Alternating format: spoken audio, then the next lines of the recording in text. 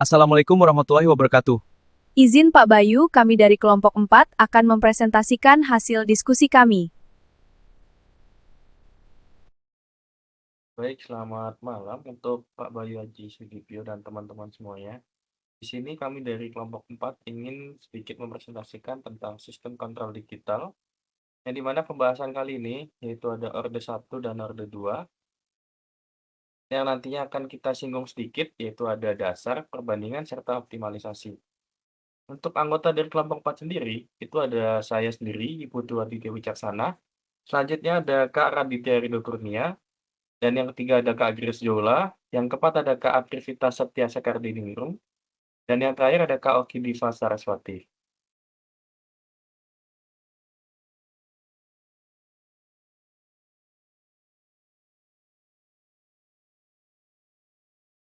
Next.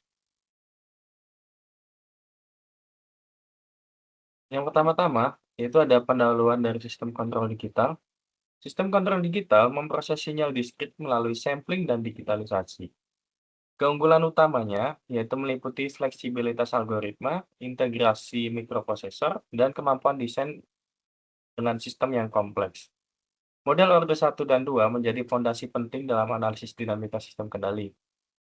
Pemahaman kedua model ini sangat esensial untuk merancang pengendali yang responsif, stabil, dan optimal dalam aplikasi kontrol digital modern. Next. Selanjutnya ada komponen dasar sistem kontrol digital. Yang pertama ada akuisisi sinyal. Sensor berfungsi mengukur sinyal kontinu dari plan. Selanjutnya ADC mengkonversi sinyal analog menjadi data diskrit. Yang dimana sensor sendiri itu merupakan pengukur variabel proses. Dengan variabelnya yaitu ada suhu, tekanan, dan posisi. Selanjutnya ada ADC, yang dimana sampling dan kuantitas sinyal masukan. Periode samplingnya sangat menentukan akurasi dari representasi sinyalnya.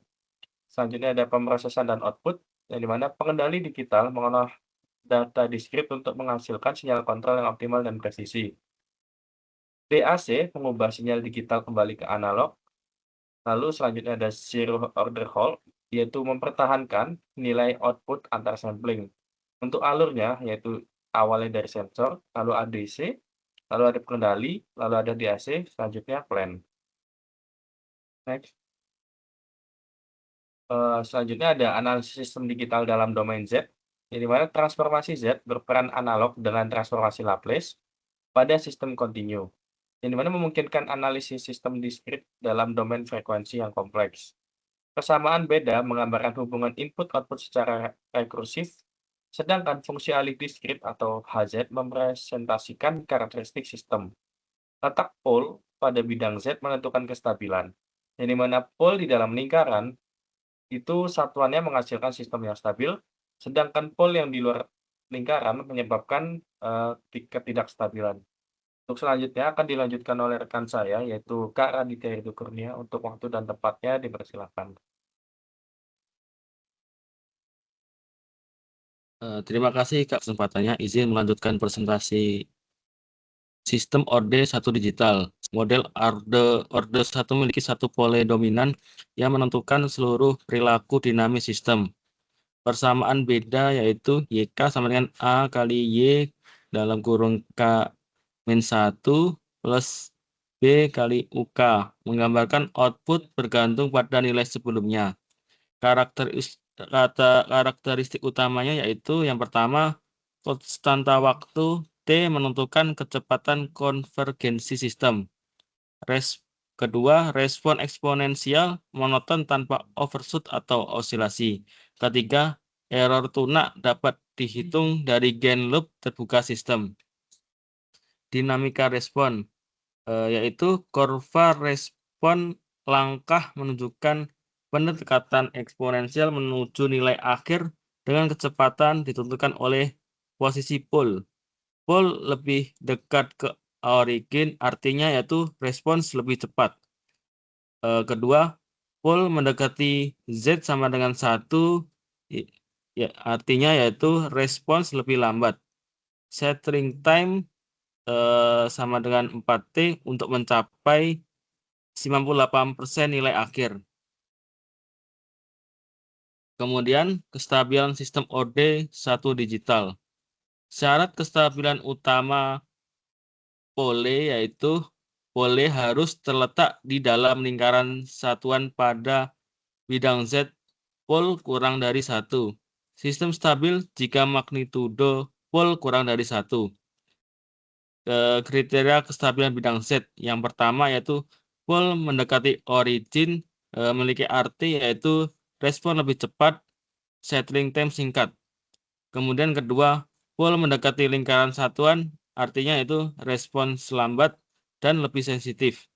Ketiga, posisi pole menentukan trade-off kecepatan melawan sensitif noise. Analisis posisi pole. Pole di dalam lingkaran satuan menghasilkan respon yang konvergen menuju nilai tunak secara stabil. Yang pertama yaitu pole positif memiliki arti yaitu respon monoton eksponensial. Kedua, pole negatif memiliki arti respon osilasi teredam. Ketiga, pole di luar lingkaran memiliki arti yaitu sistem tidak stabil.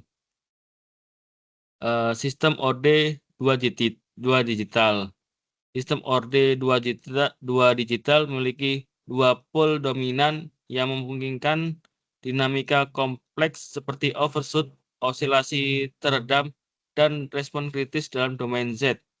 Definisi dan dinamika.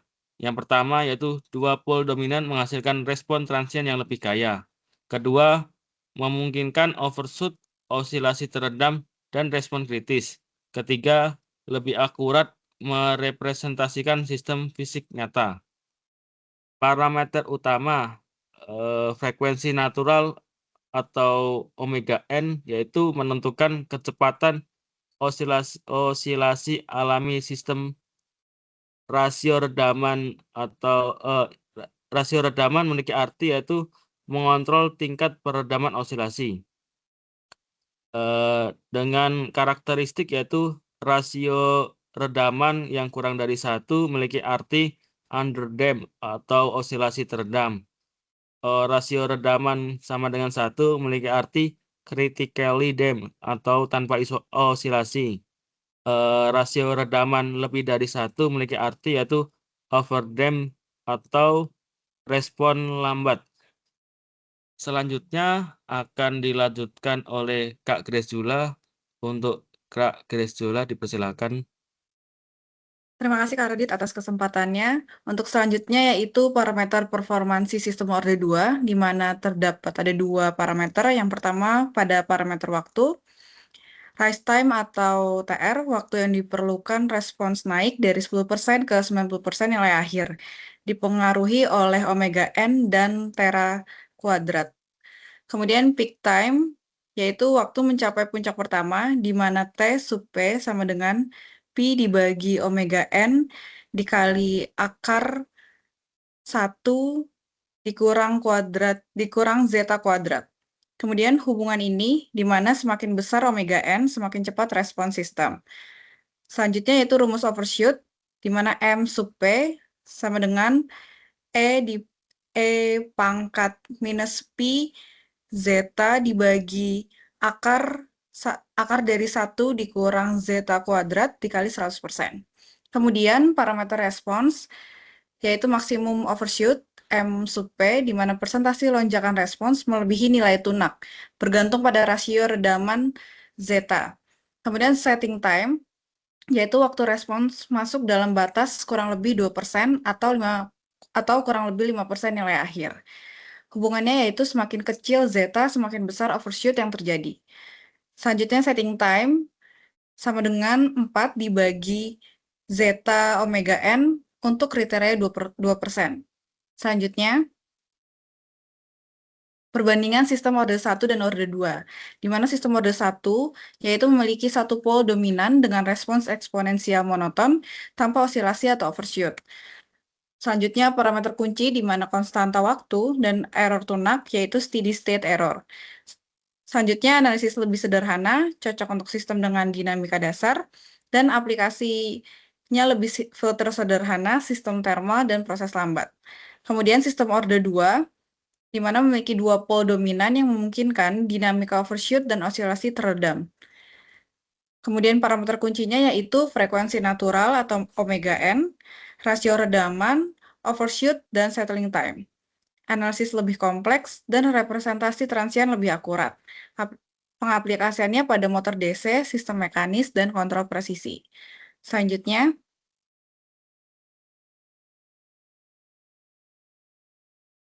kestabilan dan pengaruh sampling dalam sistem digital, di mana kriteria kestabilan domain Z mensyaratkan semua pole berada di dalam lingkaran satuan. Periode sampling mempengaruhi akurasi model diskrit dan kualitas respons transient sistem kontrol, di mana analisis ini yaitu risiko sampling terlalu lambat meliputi aliasing dan distorsi sinyal, keterlambatan respons pengendali, degradasi margin kestabilan, serta ketidakmampuan mendeteksi dinamika cepat. Pemilihan waktu optimal krusial untuk performa sistem. Untuk selanjutnya, dilanjut oleh Kak Aprevita. Kepada waktu dan tempat dipersilakan. Terima kasih Kak Grace. Untuk selanjutnya, saya akan menjelaskan mengenai optimalisasi sistem orde 1, yang dimana penempatan pole optimal untuk mencapai respon cukup cepat tanpa terlalu agresif. Fokus utama pada kompromi antara kecepatan konvergensi dan kestabilan sistem. Strategi penempatan pole untuk tuning PID sederhana untuk pengendalian proporsional integral. Penyesuaian periode sampling untuk akurasi optimal. Sampling terlalu lambat sama dengan degradasi kestabilan sistem. Untuk metode tuning PID sederhana dengan menyesuaikan gain, proporsional, dan integral. Optimalisasi periode sampling untuk keseimbangan akurasi. Pole lebih dekat dengan origin sama dengan respon lebih cepat, sedangkan pole terlalu dekat dengan origin sama dengan sistem kurang robust. Sampling terlalu cepat sama dengan beban komputasi tinggi.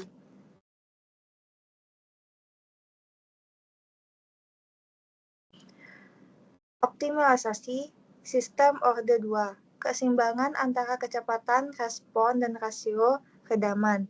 Untuk menghindari overshoot berlebihan pada sistem orde 2 digital. Metode optimalisasi lanjutan.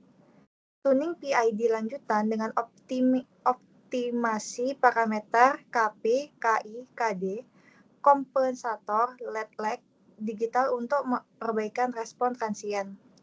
Analisis root locus untuk penempatan pole optimal.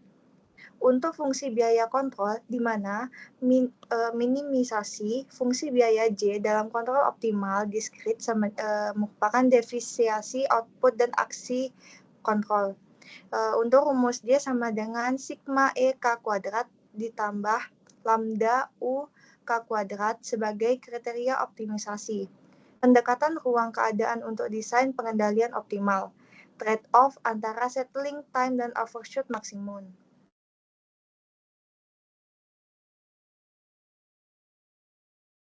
Berikut merupakan hasil dari simulasi MATLAB yang menghasilkan grafik dari respon step orde 1 dan orde 2 yang dimana waktunya dari 0 sampai 10 second atau 10 detik. Yang dimana terdapat garis biru dan merah. Untuk garis biru merupakan orde 1 dan garis merah merupakan orde 2. Dapat dilihat pada grafik untuk orde 2 pada garis merah pada 0 sampai 2 second atau 0 sampai 2 detik itu menghasilkan osilasi.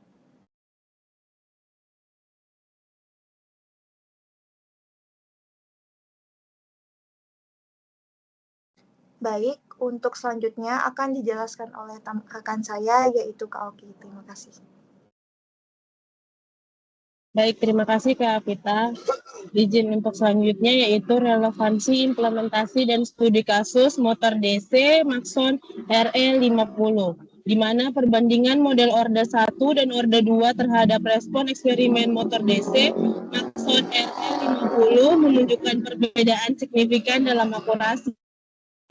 Model orde 2 menghasilkan error lebih kecil di mana plus minus 2-5% dibandingkan orde 1, yaitu plus minus 8-12%, di mana memberikan representasi dinamika motor yang lebih akurat. Implementasi praktik pemilihan model orde 2 direkomendasikan untuk aplikasi presisi tinggi yang memerlukan prediksi respon transient akurat dalam sistem kontrol digital, di mana seperti pada grafik di bawah ini, yaitu di mana untuk garis sumbu warna orange dan biru, yaitu kalau biru mewakili mode pertama atau melambangkan kemungkinan mode replan. Kalau untuk garis yang orange-nya mewakili model kedua, yaitu kemungkinan model Ekman. Untuk cara membacanya, posisi titik biru dan oranye pada X yang sama bandingkan mana yang lebih tinggi. Yaitu garis yang lebih tinggi berarti model tersebut memiliki nilai respon lebih besar pada titik itu. Untuk titik pertama di mana X sama dengan 70, di garis biru sama dengan 135, untuk garis orange 125. Artinya pada titik 70, model biru memberi respon lebih besar daripada model orange, di mana titik tengah sekitar X sama dengan 160, garis biru sama dengan 180, garis orange sama dengan 178.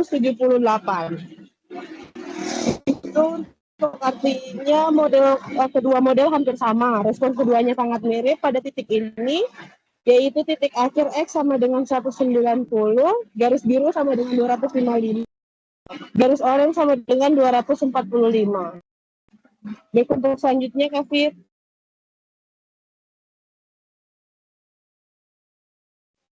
Berikut adalah kesimpulan di mana sistem orde 1 dan sistem orde 2 merupakan fondasi penting dalam analisis sistem kontrol digital.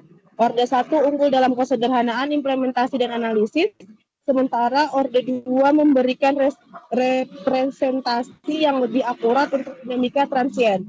Optimalisasi melibatkan penyesuaian parameter pengendalian dan periode sampling secara cermat.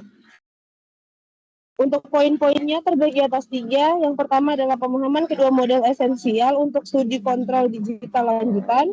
Yang kedua yaitu orde 1 sangat sederhana, cepat dianalisis, dan cocok untuk sistem dasar. Orde 2 akurat untuk transient, representasi, dinamika kompleks. Izin Pak Bayu, mungkin sekian dari kelompok